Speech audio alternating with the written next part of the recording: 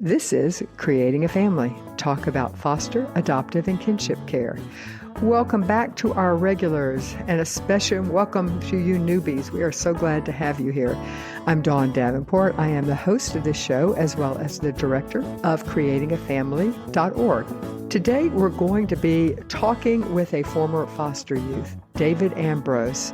It is a wonderful interview about his new book. It is a story of how do some kids survive a life of poverty, homelessness, abuse, and foster care, and not only survive, but also ultimately thrive.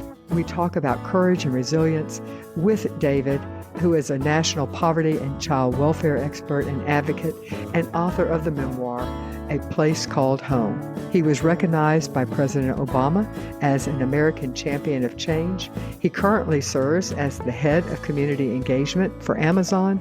He previously led corporate social responsibility for Walt Disney Television and has served as the president of Los Angeles City Planning Commission, as well as a California Child Welfare Council member. After growing up homeless and then in foster care, he graduated from Vassar College and later earned his JD law degree from UCLA School of Law. He is a foster dad and he lives in Los Angeles, California. I love this book and I love this interview. This will be a repeat of an interview we did a while back. It was so good. We want you to hear it again. We hope you enjoy it and find as much inspiration as I did. Welcome, David Ambrose, to Creating a Family.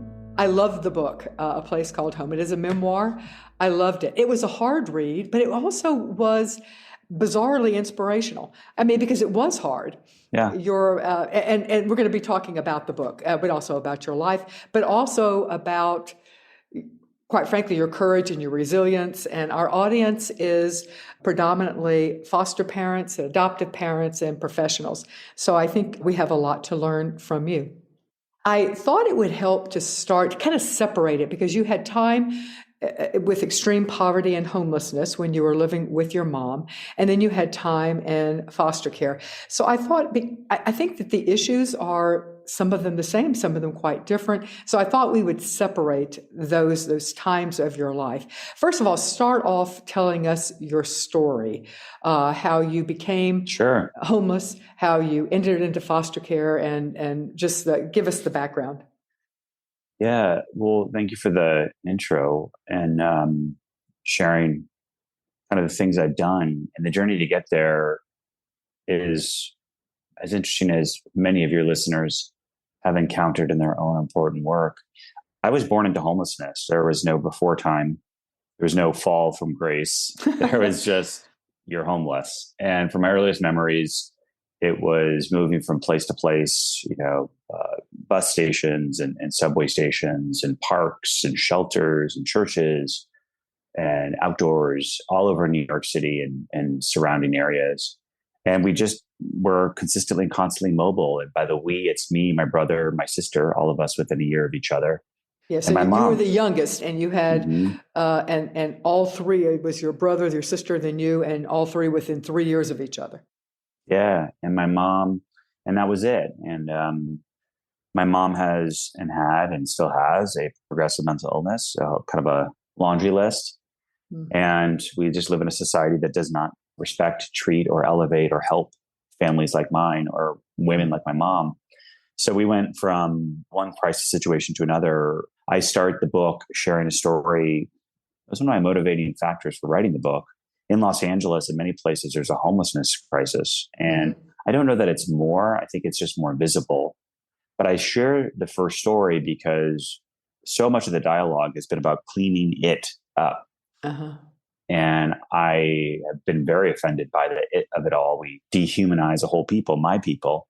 Mm-hmm. And I recall very distinctly one of my first memories was being swept out of Grand Central where we were sleeping. I was about 4. And we were put on the street and we almost died from exposure. It was very much the first time I thought we might die, although I didn't have the words at the time. And so I wanted to share my story because I think we can solve it. I think we've made progress. But I think the way that we do that is inspiring each other by nourishing each other with love and support. And I also wanted people to stop this constant chasing of Frankenstein. And by that, I mean all the people involved in the system, poverty, foster care, what have you, are just consistently denigrated by the larger public. And I wanted to humanize all of us that are part of this work. And that's what I hope I did, especially in the first part of the 12 years I spent homeless. And you did humanize the existence of what the reality is like. One question, did your mom have extended family? Was there anybody who could, in your extended family, her parents, her siblings, father, anybody who could have stepped in and did or did not? Yeah. So my mom was like a hurricane, slow moving but destructive. And so you usually hid and locked things down or relocated to avoid death and destruction. So there were members of the family, and I do not hold a grudge against them. Obviously, I wish they had intervened, but it was simply the case that my mom was just a very destructive force. I tell this story in the book where we were homeless and we made our way to what turned out to be my uncle's home. And my uncle had to prioritize his family. He has two children with, I believe, both had disabilities, a wife.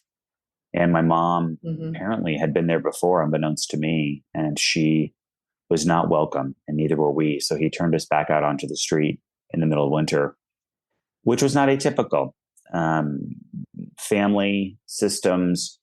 I always think about poverty, especially in the early part of the book, as if you're like the person in poverty is like a drowning victim on the side of a lifeboat, and a lifeboat has a few different people in it, and then one of them reaches down and pulls the person out of the water, and the person goes and takes a breath, and then they drop him back in the water, and he's grateful for the breath, but boy, it would have been nice to get into the boat. But don't worry, there's another program who's going to pull you out of the water for a second.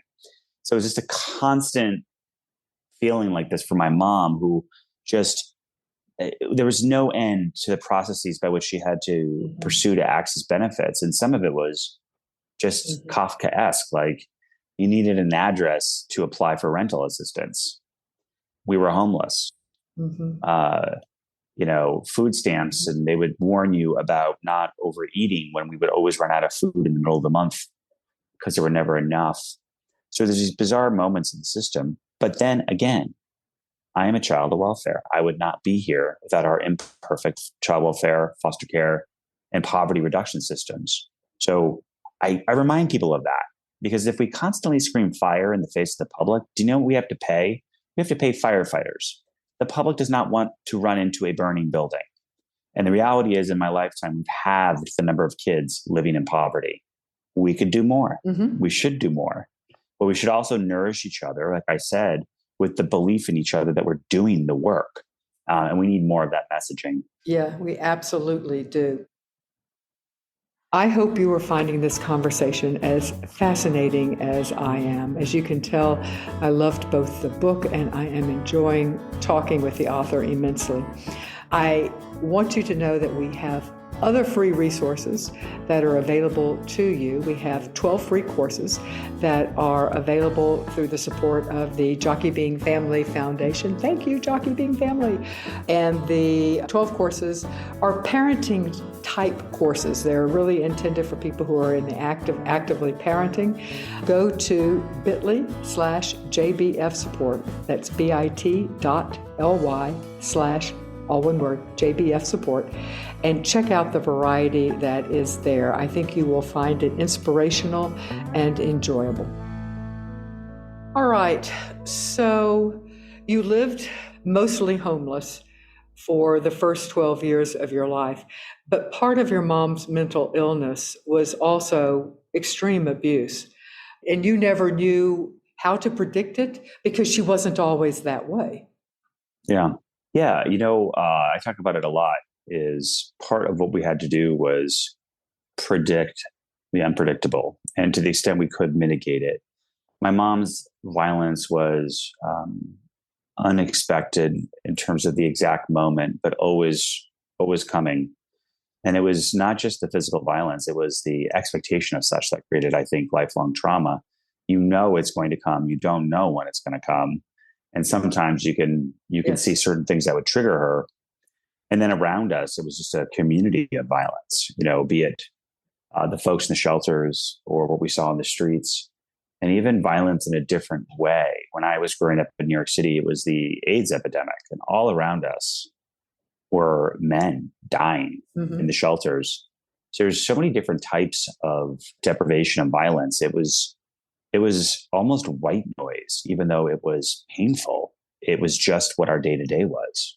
It was also traumatic. I mean, being exposed, you might not have recognized it as a child because it was your day to day, but it had to be. I mean, as an adult, looking back and knowing that there was that much violence and death and everything in do you perceive that as a trauma? It's interesting. I'm not trained like some folks that might be listening, or my sister is. I'll say it this way: it was normal.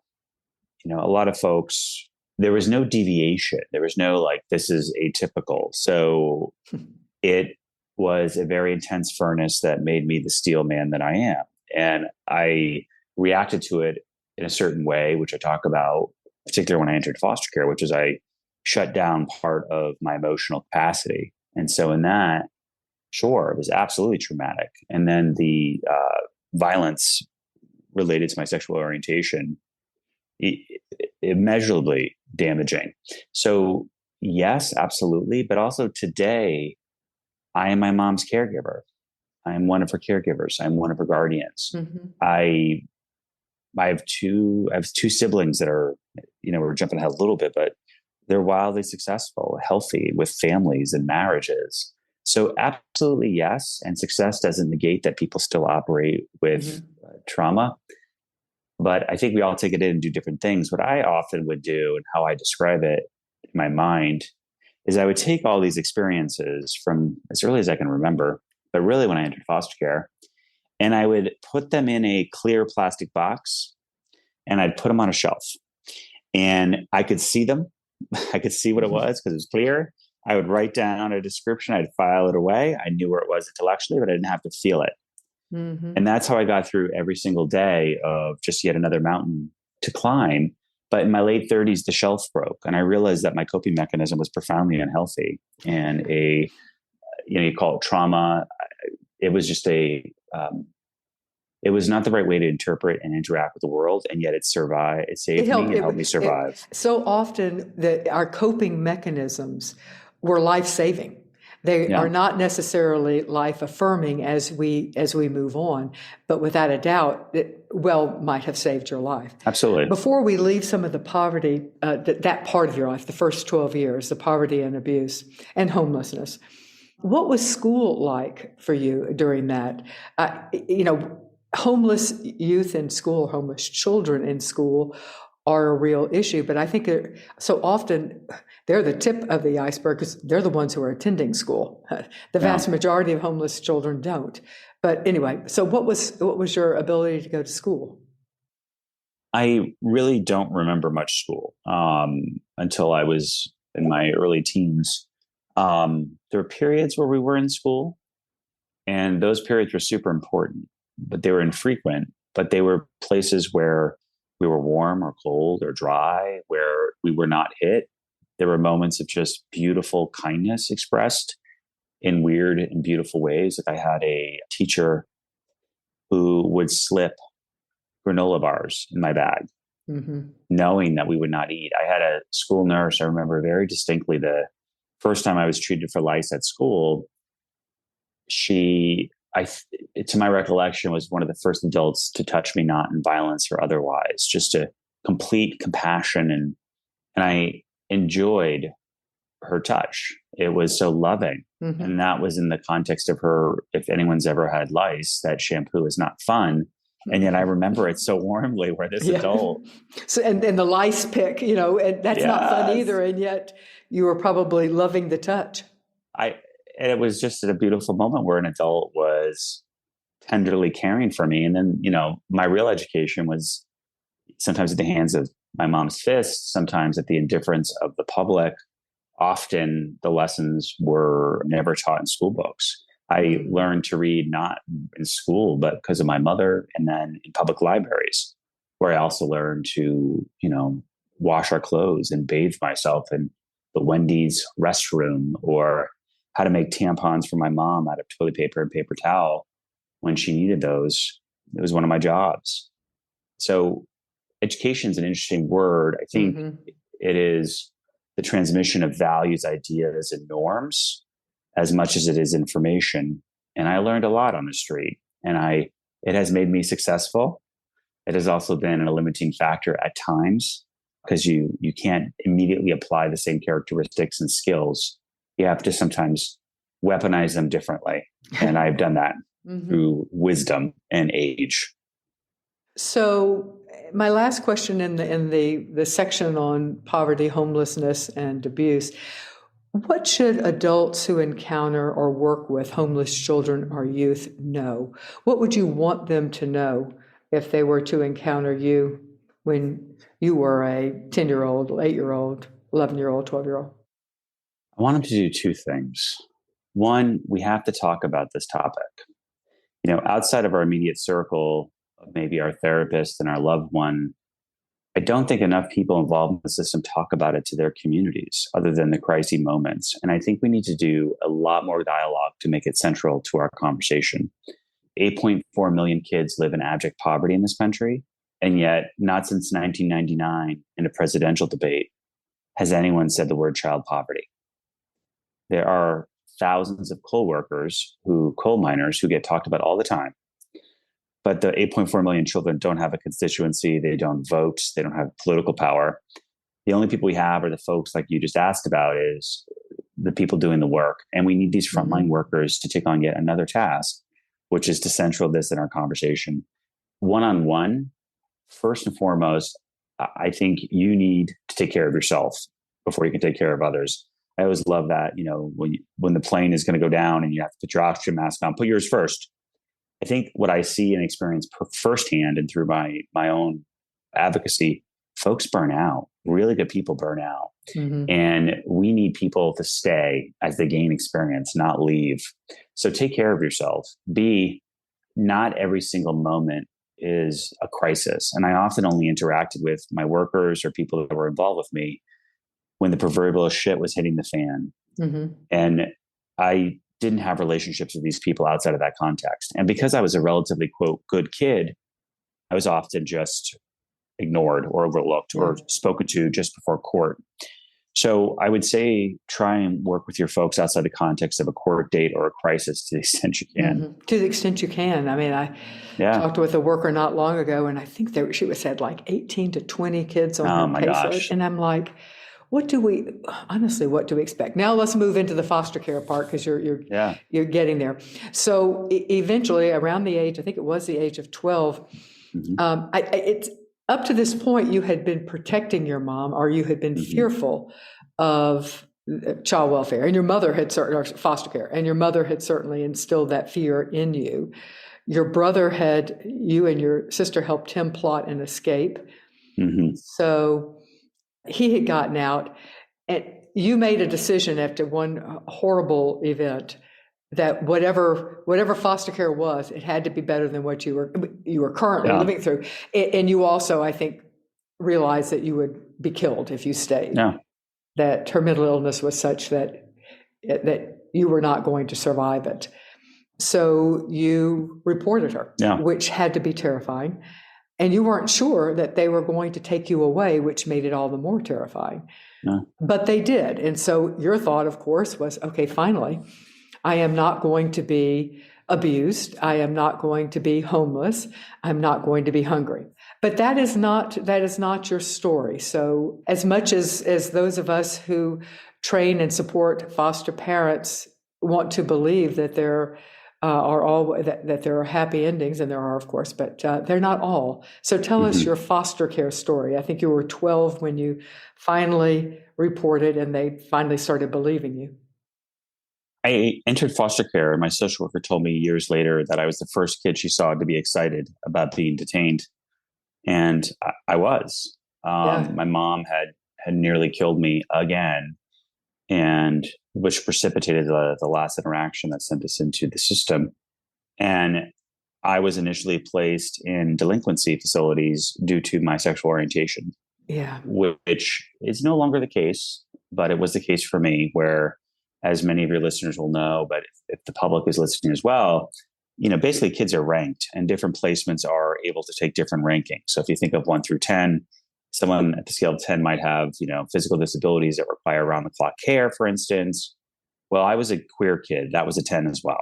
And so there was very few placements that were qualified. So I ended up in a delinquency facility that was violent. It was an inappropriate placement. I was assaulted quickly and repeatedly. There was very little care there was zero care for the affirmation of my sexual orientation or understanding it. The system diagnosed me through a battery of tests that kids go through as gender identification disorder, which was used at the time to talk about queer kids. And my social worker even said to me, dropping me off, "I'll get you out of here. You don't belong here," which said everything. After a period of time there, I eventually made my way to a foster placement where my brother and sister were. So, wait, before you do that, let me share this. I did not get this from your book, but I did want to share that I think this is something that we have that we as a community must realize, that youth who identify, or children who identify as LGBTQ plus, are grossly overrepresented in the foster care system. I mean, they're, depending on how what statistics you're going for, what statistics you're reading, approximately 5% of the general population identifies as LGBTQ plus. That's not a firm number, but approximately 30% of the youth in care identify as LGBTQ plus. And not only that, but their placement disruptions are up to 1.5 to 2 times greater. So I throw that out there because your experience is not unusual. Now, I didn't mean to interrupt, because after you stayed, your caseworker left you at the juvenile detention facility, which was just violent, for a number of months, and then take up the story there. Yeah, and those stats are super important. And my treatment did not end. That's why the punctuation mark was really what you said. But the foster home I was put into with my brother and sister, blue collar folks in a rural location that had way too many kids and were poorly suited to be foster parents. The home was abusive in many ways. I was kept from school at times to be rented out for labor. They were petty and violent. Multiple kids in a basement. They withheld food as a form of punishment. More for me, it was the foster mom in particular thought I was quote unquote mouthy. And so I think one of her tactics to make me less mouthy, and she also said I was obese and girly, which may have been true. The feminine characteristics, I don't know, but fat I was not. And the food thing was really about control. When you're starving, you don't have much energy to do much else, including think. So it was from hunger and starvation as a homeless person because of absence to being in a home with plenty and petty cruelty. And I'll tell more about this home and these others, but when I left, I was so emaciated that it was, part of my recovery to reacquaint myself with food. I stayed there for a bit. My brother and sister again ran away and left me. I have all the love in the world for them. They were children. We were in a violent situation, and they had the ability, because of unique circumstances of a separate school where they went, to sneak away one day, and they did. And I'm glad they did. But I was left in the home after that, even though it was investigated and found to be all the things accused by my brother and sister were true. I was still left there. The emotional, in particular, manipulation and violence just escalated, as did the physical. And the horrible treatment for my sexual orientation was just brutal. And I eventually made my way into the custody of a woman who had been, for a brief moment, my boss at the YMCA as a volunteer. And she was not a foster mom. And she had fought for, I learned later, more than a year with lawyers to try and get me, having seen what I was going through in this home, but was unsuccessful. Well, when I reached my limit in this other home and they had hit me for the last time, I made very clear I was not going to go back there. And I was ultimately allowed to move in with this family who had gone from one child to three in the span of a month. She had just had a child. She had a previous one. And they took me in and they got an emaciated, emotionally, damaged, to say the least. And to my social worker's credit, she gave them the space. I don't think these folks wanted a high touch social worker. I think Holly, my foster mom, was a trained, youth person who worked at the YMCA in a capacity as such. And my social worker, who I actually love my social worker, but one of them, gave me really good advice about at every step of my way with this family. Holly rebuilt me from rubble, and I did relatively well there. In the book, I only talk about 3 or 4 placements. I had many, many, many others. And the reason I only talk about 3 or 4 is because this is a book for the general public. And, I wanted to give examples, but Holly and Steve ultimately weren't able to care for me for the entire time. I moved out of their custody into a series of other homes. But during that time, I was excelling at school for the first time in my life. I got braces, which were physically very necessary. I had all sorts of long-term issues that were addressed with regards to my health. And I realized during this time that I wanted to do something about foster care. And it was during this early time when I was in Holly and Steve's home that I began to get involved in child advocacy, which included being part of the group that advocated for, and successfully so, got the first state tuition waivers for community colleges in Massachusetts, which then went on to the federal level. And I got more and more involved in this work. I think it's something that foster kids do, which is we look for love and approbation from external actors. And in doing this work, I found myself getting that recognition. So I did more of it, and I loved it too. This is when you were a teen. Still in foster care. Ultimately, I went back to Holly and Steve's after a hiatus, and it was fine. They're loving. They're very much in my life. But I realized when I was 16, I had to get out of the system. And it wasn't the most abusive moment of my time in the system. Holly and Steve did not abuse me at all. They loved me. But it was the whole experience was crushing me. And so I decided to emancipate. And I imperfectly did that by hook and crook a little bit. I don't want to give that away, but you can read the book. And I ended up homeless briefly, and then went on through a grant to study in the north of Spain, which you're like, what? I know, it's bizarre, but I wanted housing, healthcare, and food. And I needed to get out of the state custody because my soul was slowly being extinguished from interviews and bad therapy and court people and a system that kept trying to kill me. And I just wanted to be out of it. You're not alone, as you know. No, I know. Yeah, it's and even though it may not be the most logical, if you think from, well, there's more support, if there's more education, there's more. At some point, No, you just I had to cut ties, and I ended up living in the north of Spain with a wonderful host mother in a rural village in the wine country in the base of the Pyrenees Mountains in a place called La Rioja, or País Vasco. And I didn't speak any Spanish, and she taught me Spanish, and she's a loving mountain Basque woman who took the work that Holly and Steve began and really, because of the way I was in a foreign country, not speaking the language, everyone giving me more patience and love because of it, I was able to accelerate my healing and my reconstruction. She is. I'm still very much in touch with her, Gabriella. And from Spain, I applied to colleges. And it was funny about applying to colleges is I would attach this letter to the applications and be like, as you'll notice, I'm missing half my high school transcript. And as you'll notice, I didn't exactly graduate. And as you'll notice, I don't have $65 to pay.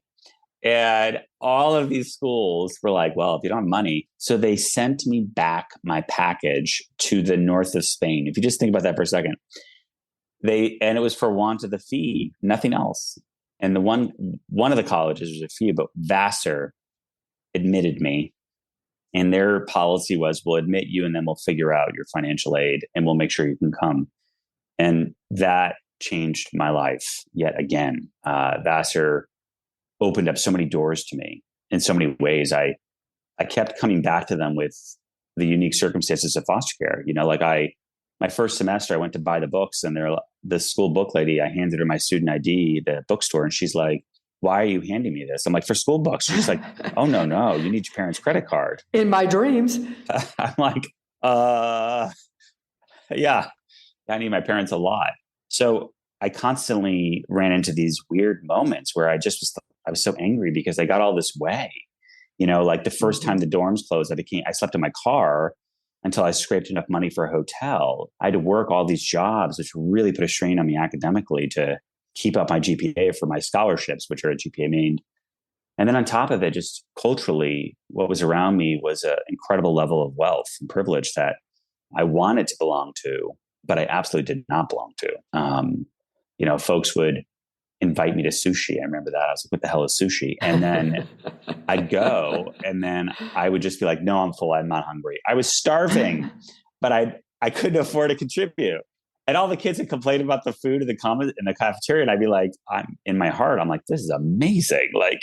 So just the casual consumption and the cultural assumptions that folks had were just such an anathema to me that I didn't know how to quickly adapt. I learned to, and I have good friends from college, but it took a minute. And I had people in my life. I had this woman who I met was basically like a pseudo foster parent. She sent me socks and underwear. When I got an internship at the White House during college, she got me an apartment, and it was unfurnished, and it was in a rough part of town, but I would not have been able to go. So there are people in my life that helped me. How did you meet her? How did she come into your life?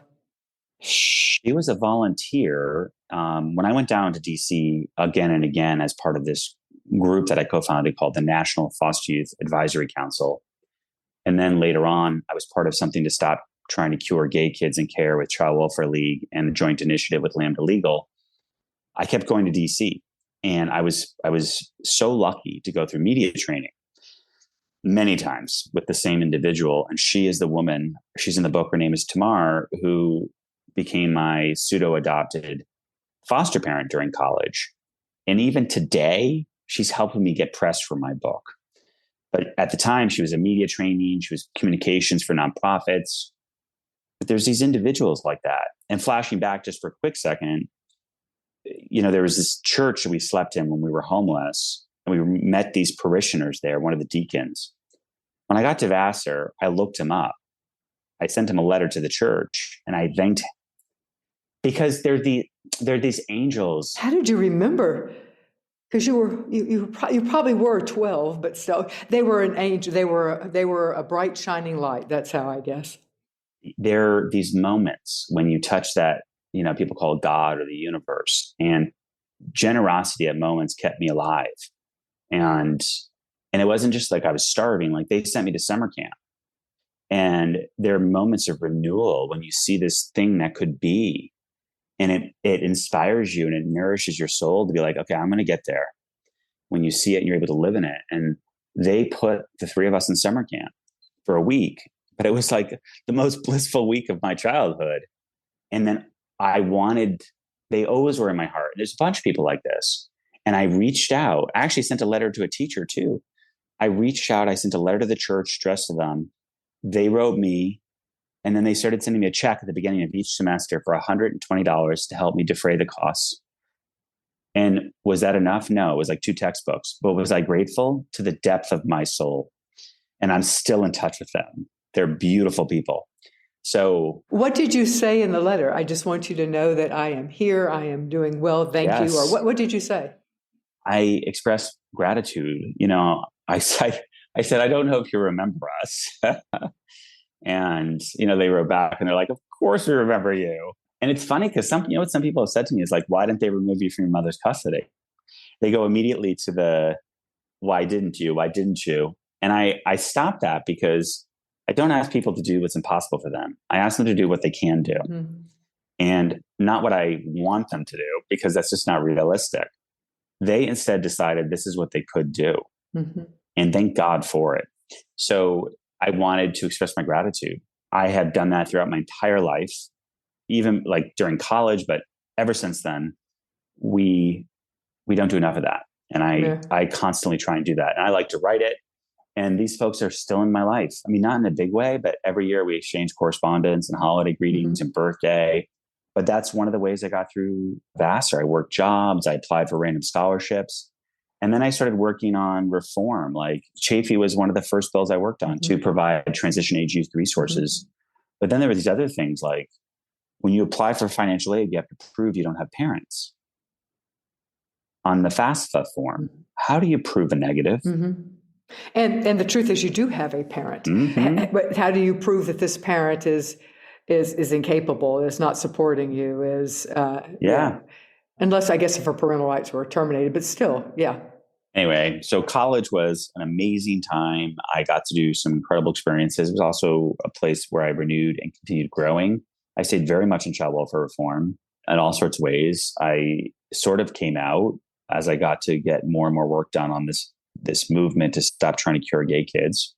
And then I worked on other things like how do we get the foster youth voice to the table to make better law? How do we stop demonizing the parents so that if they're going to be renewed, most foster kids get put back with their families. Well, that is the goal of foster care That's the goal. Yes. Yeah. And some people would say, I don't know. Some people say that there is no perfect answer. Some people say that children are put back into bad situations. On the other hand, we would like to believe that children are going to do better. If we could, the ultimate thing is can we support these families so that they can care for the kids? And of course, as you're well aware now, the big push, and it has been for a while, but certainly after the Family First Act is to put children with extended family as opposed to unrelated foster care. What are your thoughts on that, out of curiosity, as both an advocate and as a person who, as a former foster youth? I'm curious. I've understood that 2/3 of the kids entering foster care are from neglect. That would be accurate. Neglect is a euphemism for poverty. So we are, in many respects. So we are breaking up families. Or drug abuse, to be honest. Neglect is often sometimes that parents are not capable of parenting because they are suffering from substance abuse disorder. But go ahead. I didn't mean to interrupt. Correct. Yeah. No, it's important. And I'm talking to probably an audience of experts. So I'm glad you clarified. But truthfully, even if it's, let's say, half of that, there is a large number of folks entering the system because of poverty. Absolutely. Absolutely. Drug use sometimes is related. Absolutely. But even aside from the drug use part, if we can remove some of the pressure on the system by perhaps supporting the parents by not taking away their kid, we can remove the pressure on the system to focus on the kids that do need to be in it for serious reasons. I also am often deeply concerned at the condition of the way that kids are constantly subject to the whims of their parents' compliance. So, what do you mean? Explain that. I understand what you mean, but I want you to explain it. Sure. Yeah. Often I felt like whether or not my mom was compliant with the plan that she often seemed to just deviate from all the time, year after year after year, would determine the course of my life. And 6 months in the life of a 12-year-old is a substantial part of their life. So the older I got, the more chances my mom had, the more I was like, what is going on? So I do think there is an appropriate tendency to covet the power of the state to break up families. And I think we should be judicious and also acknowledge we're removing kids for poverty reasons, and we should not do that, which would relieve it. Concurrent to all that, for the kids in the system, they're not property. And I feel like our body of law treats children as the property of their parents. And it is threaded throughout. People talk about the best interest of the child, but they're often not what is determinative in the courtroom. It's the parents' rights to the child or the parents' compliance with X. Yeah, you're spot on. I mean, and yet we, as you say, we don't want to be removing children, and we know that poverty often is that neglect is often shrouded in poverty, or that the two are connected, and so we don't want to. So should we be removing? It's so hard, but you're spot on that from the child's perspective, particularly in a case with and your case was not at all, well, maybe it was unusual, I don't know, but in your case, your mother wasn't going to be able to. She had a mental illness that was never going to. Were her parental rights ever terminated? They were not. That's interesting. There's movements at various times. I think each case is unique, but the overall status of what do I think? I think we are coming to terms with the fact that kids are better off with their families. However, that's in part because we've underfunded the system to the point where we're like, look, it's so terrible. It's terrible because social workers should have 4 kids, period. Yeah. They should have 4 kids. They should earn a base salary of $150,000. I don't care where they live. They should get free taxes. Okay, right now the entire audience is standing up applauding you, and foster parents should be paid, Well, my afterward, I say foster families should have their kids go to state colleges or any college that accepts federal financial aid, which is all of them, should have to put foster families' biological children for free through school after 5 years of good service. Okay, you're nominated for sainthood now. Go ahead. But it's the moral and economic thing to do. Yeah. We need to have the best people working in the system. We can pay now or we can pay more later. And the bill later is not just economic. It is the moral reprehensible nature of the fact that we just endlessly pass on poverty through these kids from their parents to them to their grandkids. Yep. I say this thing when I talk in speeches. It's so true. More foster kids will become homeless than go to college. More foster kids will die within a year of leaving foster care than go to college. And sexual traffic. I don't know that stat, but sexual trafficking of children coming out of foster care. Especially girls. Yeah. And boys, but yeah. Are we okay with that? If we're not, there's a blueprint in my afterward for how we fix that. And I look at the 4 pillars in my mind, which are social workers and biological families, as well as the kids, and then the public. And we have to address all those things. And there's very low-hanging fruit. People are like, how do we get more foster parents? Why are middle-class people not fostering? Because they're worried about college savings, pension, and healthcare, for example. Let's make them federal employees. We need about 10,000. What is 10,000 more workers in this country's federal pension system? We can incentivize people to do it. However, social workers, all these folks like social workers, there's different causes, there's different agents involved. The public just constantly sees the dead baby story and then condemn an entire class of people who are doing this work. And it's not just the financials that I talk about. We have to honor these people as the heroes they are, doing the war on poverty, which we never won. And we're still fighting. And I see people celebrate Veterans Day. I'm like, when is social work day in our country's mind? Never.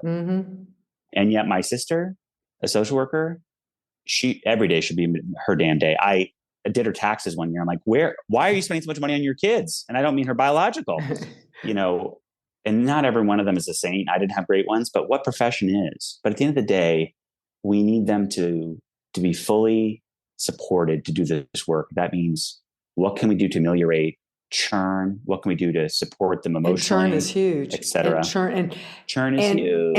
And we know that a turnover in a caseworker is significantly correlated to a poor outcome for the children in their care, the children in the caseworker's caseload, and that's a big deal.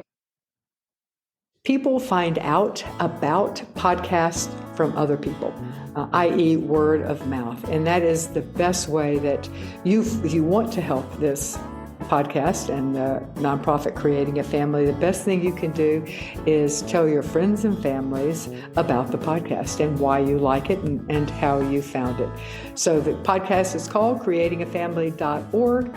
Let's talk about adoption and foster care. So please let your family and friends know about it so we continue to grow. Thank you. So what words would you give to foster parents as somebody who grew up in the system? What would you want foster parents to know? So I constantly felt in foster homes, I'm not talking about delinquency facilities or group homes.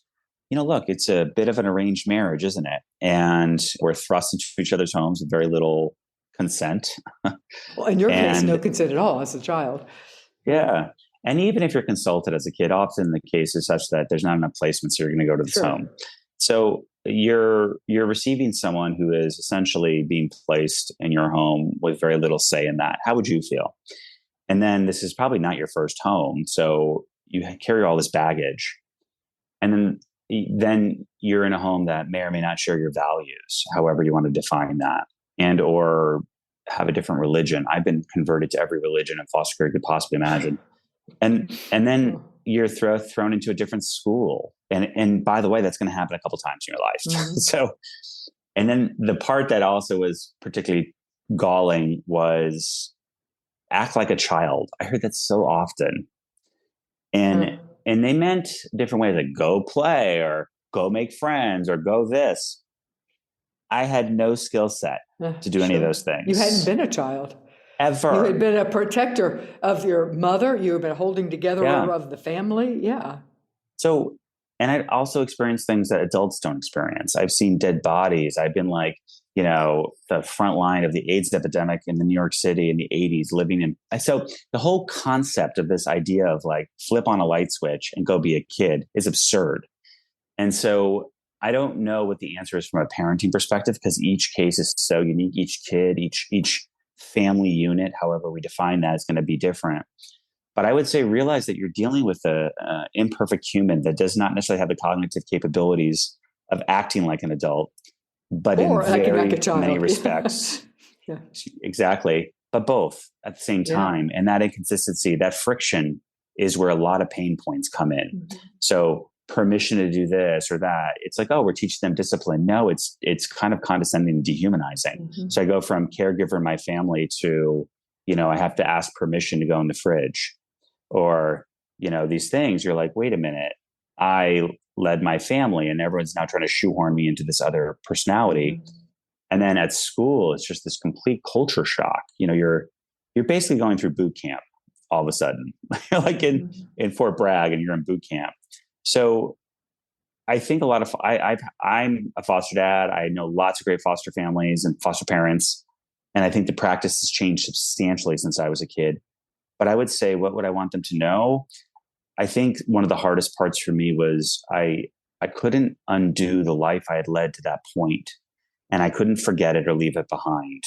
And there was never any space for that in the homes where I was, outside of the therapy room. Mm-hmm. So I don't know what the right answer is in every single situation, but I think in embracing the kid's experience, the young person's experience, would have been very healthy for me. Why did you become a foster dad? Oh my God, I never intended to. Everyone always says, not people in the field, but outside the field, oh, that's great. And the underlying thing about that is there's this thing like, oh, well, you were one. Of course you're going to be one. You know how to do it. Foster children. Yeah. Foster children do not owe a bill for what was done to them. And I always point that out when people say it to me. I'm like, no. You are as likely and as responsible for being a foster parent as I am. Yeah. I push back on that. And the other thing that always bothers me, not that you asked this, but I'll just say this to your folks. I'd love to get people's feedback. People ask me, how long was your son with you? I find it offensive.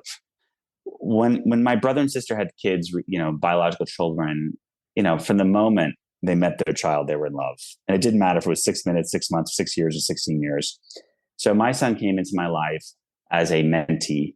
My sister ran something, I like to think of it as like a kids with high potential, or potentially queer kids, both. You said he came in as a what? Mentee. I thought you said manatee, and I'm going, I'm not even sure what that means. Okay, so I'm sorry. So your sister ran a program for high achieving? Very informal. Okay. She high achieving and or queer. And she basically, kids in her kind of purview, not just on her caseload, but areas she supervised, she would connect them to me. And I would do a ton a month. And I would basically interview them, kind of figure out what I could do. And I try and connect them to resources or people or programs. And this young man came into my office, and he, in so many respects, was me when I came into Holly's life. I saw intelligence. I saw wit. I saw a lot of pain and an unbelievable amount of potential. And so mentorship became more and more and more. And at the time I was married, and he just came into our life, and it was very clear, well, at least to me, it was very clear that this was exactly what it needed to be. Uh-huh. He's doing great. He went on to go to Berkeley, and he's at Cornell doing a PhD in artificial intelligence. He's got 3 great brothers. They don't live with me, but I'm very close. I love them very much, as happens. Many of your people listening know this scenario, and I've worked with them too, but to a less extent. And my son is the best thing that ever happened to me. He is the love of my life, and is ultimately a big genesis of my ultimate healing of my own childhood trauma. Was because in order to help him, I had to help myself. As I said, you asked me what my advice is for social workers. I needed to take care of myself, and I thought I had, but that was not true. And he demanded that of me, as only children can do. Yes. I want to thank what I think is probably our longest partnership, our longest sponsor of this podcast, and that's Children's Connection. They are an adoption agency providing services for domestic infant adoption and embryo donation and adoption throughout the U.S. They also provide home study and post-adoption support to families in Texas. And they have believed in our mission as an organization almost from the beginning, and we truly could not do what we have done without their support. Thank you, Children's Connection. So last question, why did you name the book A Place Called Home? You know, I started the book homeless because for 12 years of my life, I was, and I thought what I wanted was a home. And then I had tens and tens and tens of homes. Be careful what you wish for.